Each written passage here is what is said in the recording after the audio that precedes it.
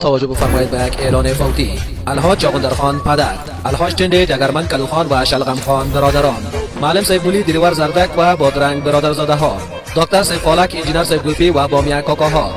مولی سرخک کرمخان کدوخان گندنه و مرچ پسران کاکا، سفین اشپیاز ترتیزک نارنج و لیمو دامادان، سید محمد ناک محمد آلوجان زردالو شفتالو خواهرزاده ها، حاجی بادام، حاجی پسته، حاجی منفلی، حاجی توت، حاجی اشرف و حاجی سنجد ماماها،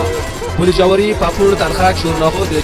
مشغول به کشمش و نقل پسران ماما، الحاج بیاز محمد جنرال کچالوخان خورزابت بازنجان رومی سرمعلم تبریزه مدیر تربوز حاجی تره حاجی کیله استاد مالته انار محمد انگور محمد نارنج گل و تمام اهالی مندیس اسبسی اقارب نسبت وفات بازنجان سیاه که جنازه امروز ساعت 11 بجه از منزل چاغندرخان برداشته و در ساعت 12 در حضره ابایشان در شکم دوستان به خاک سپرده می شود. فاتحه مردانه در مهمانخانه و فاتحه زنانه در آشپزخانه برای 1 ساعت گرفته می شود. دوستان اشتیاق داشته باشند.